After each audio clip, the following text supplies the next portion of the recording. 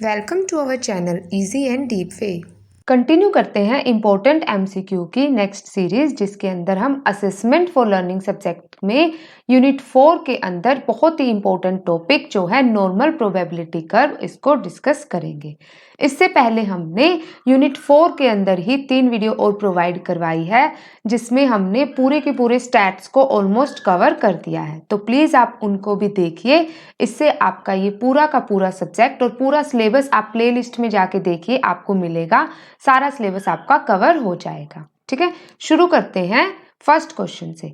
A curve showing a particular distribution of probability over the values of a random variable is, तो यानी कि क्या बता रहा है, ये नॉर्मल प्रोबेबिलिटी कर्व की क्या है, डेफिनेशन बता रहा है कि जो ये क्या होता है, एनपीसी क्या है, एक कर्व है जिसमें क्या होता है, एक पर्टिकुलर डिस्ट्रीब्यूशन होता है किसका, प्रोबेबिलिटी का, कि हम अलग अलग चीजों को इसमें शो करते हैं over values of a random variable, यानी कि रैंडमली जो हमारे पास वेरिएबल्स आते हैं उनको, तो उसको क्या बोलेंगे, वैसे तो उसको एनपीसी बोलेंगे, लेकिन उसको गॉसियन प्रोबेबिलिटी कर्व भी बोलेंगे। तो ऑप्शन सी इसमें करेक्ट हो जाएगा, एनपीसी और गॉसियन प्रोबेबिलिटी कर्व। ठीक है, नेक्स्ट है the shape of the NPC यानी कि नॉर्मल प्रोबेबिलिटी कर्व इज, तो इसकी शेप क्या होती है, इसकी शेप बेल शेप्ड होती है, यानी कि स्टार्टिंग में तो क्या होता है, कन्वेक्स, फिर होता है कनकेव, यानी कि लोअर से पहले जाता है ऊपर टॉप में, फिर टॉप पे एक बारी पीक पॉइंट पे आने के बाद ये फिर से गिरना शुरू हो जाता है और फिर से ये ऐसे सीधा, लेकिन ये कभी भी अपने एक्सिस को टच नहीं करता। ठीक है, तो ऑप्शन ए हो जाएगा इसका आंसर, बेल शेप्ड। फिर है normal distribution is symmetrical about the, जो नॉर्मल डिस्ट्रीब्यूशन है सिमेट्रिकल, सिमेट्रिकल का मतलब होता है बराबर होना। कहाँ से वो बराबर होता है, वेरिएंस से बराबर होता है, मीन से, स्टैंडर्ड डेविएशन से, या फिर कोवेरिएंस से। तो जो नॉर्मल डिस्ट्रीब्यूशन है उसकी सिमेट्री कहाँ से देखी जाती है, मीन से देखी जाती है। वेरिएंस तो क्या उसमें डिफरेंस हो जाएगा, स्टैंडर्ड डेविएशन भी नहीं होगा, स्टैंडर्ड डेविएशन को अलग अलग पार्ट्स में डिवाइड करेगा, जो हम नेक्स्ट क्वेश्चन में करेंगे। तो ऑप्शन बी इसमें करेक्ट हो जाएगा। फिर है the shape of normal probability curve depend on it's, तो जो हमारी बेल शेप थी एनपीसी की, वो किस वजह से होती है, मीन डेविएशन की वजह से होती है, स्टैंडर्ड डेविएशन की वजह से, क्वार्टाइल डेविएशन की वजह से, या फिर कोरिलेशन की वजह से। तो देखो मीन डेविएशन में तो क्या होगा, सारी की सारी चीजें क्या होगी, सिमेट्रिक होगी, इक्वल होगी। जो स्टैंडर्ड डेविएशन होता है उसमें क्या होता है, वेरिएंस होता है, वेरिएशन होती है, उसकी वजह से जो एनपीसी है हमारा पहले स्टार्टिंग में नीचे से हमारा चल के ऊपर जाता है, पीक पे पहुंच के फिर से वो नीचे गिरता है, तो वो क्या हो जाएगा, हमारा एक जो शेप है बेल शेप बनाएगा। तो ऑप्शन बी इसमें करेक्ट हो जाएगा। ठीक है, नेक्स्ट है which among the following is not a property of NPC, जो एनपीसी है हमारी उसकी कुछ प्रॉपर्टीज होती हैं, तो उसमें से एक प्रॉपर्टी नहीं है, देखते हैं कौन सी नहीं है। वो कह रहा है कि the normal curve is asymmetrical about the mean, तो अभी हमने क्या पढ़ा था, जो नॉर्मल कर्व होता है वो क्या होता है, सिमेट्रिकल होता है, तो यही हमारा ऑप्शन जो प्रॉपर्टी है ये गलत हो जाएगी, ये सिमेट्रिक होता है ना कि असिमेट्रिक। कहाँ से, मीन से। ठीक है, फिर भी देख लेते हैं नेक्स्ट प्रॉपर्टी इसकी, the mean is at the middle and divide the area into half, बिल्कुल, तो ये क्या होता है, सेंटर से मीन बनाता है, जो क्या होता है दो पार्ट्स में डिवाइड करेगा जो भी हमारा कर्व है, जिसमें राइट हाफ और लेफ्ट हाफ दोनों इक्वल होंगे। ठीक है, तो इसको आगे भी क्वेश्चन बनेंगे कि अगर मीन, मीडियन, मोड है वो भी सारे के सारे इक्वल होंगे, और चाहे कोई भी हमारे पास वैल्यू आ जाए वेरिएंस की, वो हमारे हमेशा इक्वल ही माने जाएंगे। फिर है the total area under the curve is equal to 1, तो जो टोटल एरिया होता है हमारे कर्व का वो क्या होता है, 1 के इक्वल होता है। फिर है NPC is completely determined by it's mean and standard deviation, तो हम एनपीसी किस चीज से डिटरमाइन करते हैं, सिर्फ मीन से और स्टैंडर्ड डेविएशन से ही कैलकुलेट करते हैं। ठीक है, नेक्स्ट क्वेश्चन है इसमें match the following characteristics of NPC with their meaning, तो जो हमारे पास एनपीसी उसकी कुछ क्या है, कैरेक्टरिस्टिक्स यानी कि विशेषताएं दी गई है, देखते हैं कौन सी और उनको कैसे हम आगे डिस्क्राइब करेंगे।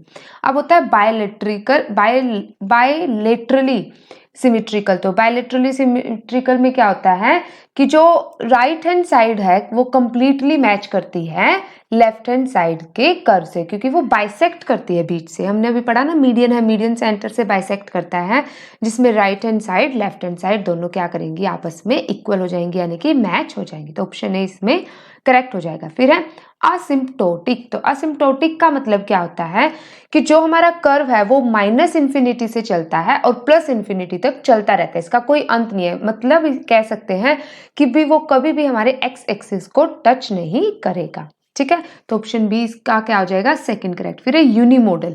यूनिमोडल क्या होता है कि भाई जैसे जो हमारा कर्व होता है वो बॉटम से चलता है, फिर वो टॉप पे जाता है, एक बारी पीक पॉइंट पकड़ने के बाद वो फिर से नीचे स्लोप उसका डाउनवर्ड हो जाता है, तो वो चलता रहता है। तो इसका मतलब यूनिमोडल कब होगा, जब वो ओनली वन पीक, एक ही बार पीक पे आएगा, उसके बाद वो ग्रोथ नहीं करेगा। ठीक है, फिर है मीन ऑफ एनपीसी। तो मीन ऑफ एनपीसी को क्या बोलते हैं, यहाँ पर म्यू बोलते हैं। ठीक है, तो इसका करेक्ट आंसर क्या हो जाएगा, मैच कीजिए A1, B2, C3 और D4। तो ऑप्शन ए इसमें करेक्ट हो जाएगा। ठीक है, इस टाइप के क्वेश्चंस को आपको अगर कंसेप्ट पता है तो अब देखो आपके पास ऑप्शंस अलग अलग होते हैं, आप ऑप्शन से इसको जज नहीं कर सकते। ये है कि अगर आपको एक दो पता है, मान लो आपको बायलिटरली पता है और आपको यूनिमोडल पता है, लेकिन एसिम्प्टोटिक और मीन ऑफ एनपीसी नहीं पता, तो आप उसको अरेंज करके देखिए कि भाई हाँ इन दो की अरेंजमेंट कहाँ है, और बाकी की ऑप्शन में हिंट से पता चल जाएगा तो कि भाई मीन म्यू हो सकता है और asymptotic minus infinity two plus infinity. तो आप इसको ऐसे जज कर सकते हैं।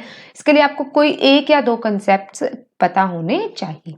ठीक है, नेक्स्ट है इसमें for a normal distribution the mean median mode of NPC are. तो मैंने पहले भी बताया था कि जो नॉर्मल डिस्ट्रीब्यूशन है इसमें क्या होता है, ये मीन डेविएशन, मीन पे और स्टैंडर्ड डेविएशन पे क्या करता है, कंप्लीटली डिपेंड करता है।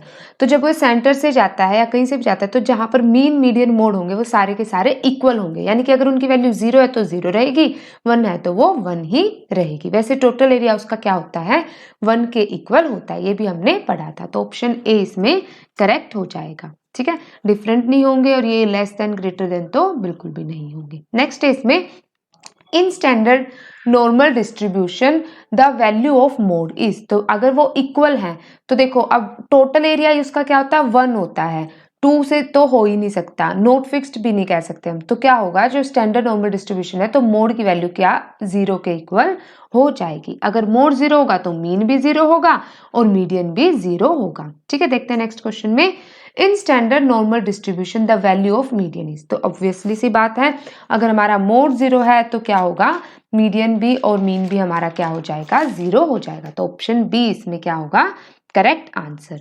नेक्स्ट है the y ordinate of the NPC represent the height of the curve at the. तो जो हमारे पास y ऑर्डिनेट यानी कि एक होता है x एक्सिस और एक होता है y एक्सिस। तो जो y ऑर्डिनेट होता है उसमें क्या होता है, जो एनपीसी होता है जब हमारा पीक पे जाता है तो वो शो करता है, वो क्या शो करता है, हाइट शो करता है। तो उसमें बता रहा है जब वो हाइट शो करता है वो क्या होती है, वो मीन पॉइंट होता है, एट द सेंटर होता है, एट द मिड पॉइंट या ऑल। तो देखो जो हमारा सेंटर से तो वो जाता ही है, ये तो होगा ही ऑप्शन। जो मीन पॉइंट है वो मीन पॉइंट भी सेंटर में आएगा, क्यों, क्योंकि वो दोनों को हाफ हाफ में डिवाइड करता है। और वो कब होगा, जब वो पीक पे होता है, हाइट पे होता है, और एट द मिड पॉइंट भी उसको बोलेंगे। तो ऑल ऑफ दिस हो जाएगा इसका आंसर। ठीक है, नेक्स्ट है इसमें the relationship between standard deviation and average deviation in a NPC is. यानी कि जो हमारा एनपीसी होता है, अब हमें उसमें स्टार्टिंग में ही पढ़ा था कि हमारे पास मीन और एवरेज स्टैंडर्ड डेविएशन के बेस पे होता है, तो उनके बीच में क्या जो रिलेशन है वो बताया गया कि वो कांस्टेंट होते हैं, वेरिएबल होते हैं, डेफिनेट होते हैं या इनडेफिनेट होते हैं। तो वो क्या होते हैं, वो कांस्टेंट होते हैं, यानी कि वो उनमें कोई चेंजेस नहीं आते, वो हमेशा 0 है तो 0 रहेंगे और टोटल एरिया उसका इक्वल ही होगा, यानी कि 1। ठीक है, फिर है स्क्यूनेस। स्क्यूनेस को क्या बोलते हैं हम, तिरछापन। देखो जब हमारा जो एनपीसी होता है ना वो उसके 2 हाफ हो जाते हैं, एक राइट हाफ और एक हो जाता है लेफ्ट हाफ। जब वो मीडियन से सेंटर से उसको क्या करते हैं, हम बाइसेक्ट करते हैं, तो उसमें क्या होता है कि हमारा एक जो पार्ट होता है वो पॉजिटिव हो जाता है और एक हमारा नेगेटिव हो जाता है। यानी कि जो नेगेटिव पार्ट है वो लेफ्ट स्क्यूड होगा और जो पॉजिटिव पार्ट है वो राइट स्क्यूड होगा। लेकिन जो हमारा स्क्यूनेस होती है नॉर्मल डिस्ट्रीब्यूशन में वो क्या होगी, वो 0 होगी, ना तो वो पॉजिटिव होगी ना ही वो नेगेटिव, क्योंकि वो क्या होता है, कन्वेक्स टू कनकेव चलता है, उसमें कोई चेंजेस नहीं आते। तो ऑप्शन सी क्या हो जाएगा इसका करेक्ट आंसर। ठीक है। नेक्स्ट है इसमें Which of the following is not commonly referred to as a measures of central tendency for the normal distribution? तो जब हम normal distribution निकालते हैं तो measures of central tendency में क्या चीजें नहीं उसमें measure करते, तो देखते हैं mean करते हैं, बिल्कुल मीडियन भी करते हैं, मोड भी करते हैं, जो कि सारे आपस में क्या होते हैं, इक्वल होते हैं, हमने पढ़ा था। मिड रेंज इसमें नहीं करते, तो ऑप्शन डी गलत हो जाएगा। नेक्स्ट है इसमें where can we locate the mean in the normal curve, तो जो हमारा मीन होता है हमने ऑलरेडी पढ़ा हुआ है, तो कहाँ पर उसको लोकेट करते हैं, हम उसको लोकेट करेंगे, देखते हैं किसमें, लेफ्ट पोजीशन में, राइट पोजीशन में या फिर सेंटर में। तो आई होप ये आपको पता होगा, ये हम किसमें करते हैं, एट द सेंटर, बीच से हम जहां पर पीक पे होता है कर्व वहां से उसको मीन को ड्रॉ करेंगे, यहाँ पे मीन मीडियन मोड क्या होते हैं, इक्वल। ठीक है, तो ऑप्शन सी करेक्ट हो जाएगा। नेक्स्ट है इसमें the curve of dash distribution is यूनिमोडल, तो कौन सा जो डिस्ट्रीब्यूशन है जिसमें कर्व होता है यूनिमोडल, पढ़ा था हमने यूनिमोडल। यूनिमोडल में क्या होगा कि जब वो अपना पीक पॉइंट ले लेगा, एंड बेल शेप भी हमने पढ़ा था, with the highest point over the mean, तो यहाँ पे प्रिंट की जगह क्या आएगा, यहाँ पर पॉइंट आएगा, तो वो हाईएस्ट पॉइंट पे जो चीजें कंसिडर करेंगे तो वो कौन सा होगा, बिल्कुल नॉर्मल कर्व होगा। तो ये मैंने अलग अलग इसीलिए क्वेश्चन डाले हैं कि एग्जामिनर जो होता है वो किसी भी तरीके से क्वेश्चन बना सकता है। अब देखो 20 क्वेश्चन है, ऐसा नहीं है कि एग्जाम में 20 के 20 क्वेश्चन आएंगे, लेकिन रिलेटेड क्वेश्चन में से कोई भी एक या दो क्वेश्चन वो पूछ सकता है, आपको पूरा का पूरा टॉपिक पता होना चाहिए। फिर कह रहा है ये The symmetry of the normal distribution about its mean indicates all except, तो सिमेट्री हमने क्या पढ़ा था, बराबर होना, यानी कि आइडेंटिकल होना, क्या, नॉर्मल डिस्ट्रीब्यूशन कहाँ से, अबाउट इट्स मीन, तो वो क्या कहता है, वो सारी चीजें बता रहा है, एक को छोड़ के क्या बता रहा है कि the distribution is bell shape, बिल्कुल बेल शेप्ड होता है ये। फिर the area under the curve on both sides of the mean is unequal, क्या अनइक्वल होता है एरिया, नहीं, वो क्या होता है, इक्वल होता है, तो ऑप्शन बी इसमें गलत हो जाएगा। फिर the two tails extends indefinitely on either side of the mean, यानी कि माइनस इन्फिनिटी से प्लस इन्फिनिटी, जिसको हम क्या बोलते हैं, असिम्प्टोटिक बोलते हैं। ठीक है, तो इसमें ऑप्शन बी गलत है। नेक्स्ट है इसमें, अब देखो इस क्वेश्चंस में मैंने कंसेप्ट बाइट इसलिए नहीं डाले, बच्चे कहेंगे कि कंसेप्ट बाइट, क्योंकि मोस्टली जो क्वेश्चंस है इससे मैंने कवर कर दिए हैं, इसमें अब कंसेप्ट बाइट की आपको जरूरत नहीं पड़ेगी। कैरेक्टरिस्टिक्स भी आ चुकी है, इसके मेजरमेंट भी आ चुके हैं, सारी प्रॉपर्टीज भी आ चुकी हैं, तो आपको अब इसके कंसेप्ट बाइट्स की कोई जरूरत नहीं है। फिर है the range of normal distribution is, जो नॉर्मल डिस्ट्रीब्यूशन होता है उसकी रेंज क्या होती है, तो ये एसिम्प्टोटिक होता है, तो इसकी रेंज क्या होती है, अब हमने पढ़ा क्या, 0 to n होती है, या 0 to infinity, -1 to +1, या फिर -infinity to +infinity, ये सबको पता ही चल गया होगा, तो क्या होगी ये, ऑप्शन डी करेक्ट हो जाएगा, असिम्प्टोटिक, यानी कि -infinity to +infinity, ये कभी भी एक्सिस को टच नहीं करता, एक्स एक्सिस को, इसलिए ये कन्वेक्स टू कनकेव होता है। ठीक है, नेक्स्ट है इसमें the normal curve both halves are, यानी कि इन द नॉर्मल कर्व, इन जो नॉर्मल कर्व होते हैं बोथ हाफ क्या होंगे, इसमें इक्वल होंगे। ठीक है, तो ये बाइसेक्ट करेगा मीडियन से, पीक पॉइंट से, तो राइट हैंड साइड वाला पार्ट और लेफ्ट हैंड साइड वाला पार्ट क्या हो जाएगा, ये इक्वल हो जाएगा, तो ऑप्शन ए करेक्ट है। फिर है इसमें the total of NPC is divided into dash standard deviation unit, ये थोड़ा सा इंपॉर्टेंट है कि जो हमारा एनपीसी होता है, जब हम कर्व डिवाइड करते हैं तो जब मिडल से तो उसका सेंटर बन गया, उसके बाद जो ये जो हाफ डिवाइड होते हैं हमारे, उन हाफ को भी हम 3 पार्ट्स में अलग और 3 पार्ट्स में अलग, यानी कि राइट हैंड साइड में भी 3 पार्ट्स और लेफ्ट हैंड साइड में भी 3 पार्ट। जो राइट हैंड साइड वाले पार्ट्स हो जाएंगे वो हो जाएंगे पॉजिटिव, लेफ्ट हैंड साइड वाले क्या होंगे, हमारे नेगेटिव पार्ट्स हो जाएंगे। तो उनमें क्या होगा, वो स्टैंडर्ड डेविएशन होता है तो वो +3 डेविएशन होता है और -3 डेविएशन होता है, तो कितने पार्ट्स में हो जाएगा, टोटल ये 3 + 3 6 पार्ट्स में हो जाएगा। ठीक है, फिर है in relation to the horizontal axis the NPC curve changes from, तो जब हम हॉरिजॉन्टल एक्सिस है, अभी हमने पढ़ा कि वो पीक पे जाता है हॉरिजॉन्टल से, तो वो चेंज करता है, तो कहाँ से कहाँ तक है, तो मैं बार बार बता चुकी हूँ वो कहाँ से होता है, कन्वेक्स टू कनकेव होता है, यानी कि नीचे से चलता है फिर ऊपर टॉप में जाता है, जब वो टॉप से नीचे आता है तो वो क्या बनाता है, कनकेव, फिर वो जब नीचे होता है तो नीचे से क्या बनाएगा, वो कन्वेक्स, तो ऐसे ही कन्वेक्स टू कनकेव ये कर्व चलता रहता है। ठीक है, तो इसमें क्या हो जाएगा, ऑप्शन ए करेक्ट हो जाएगा।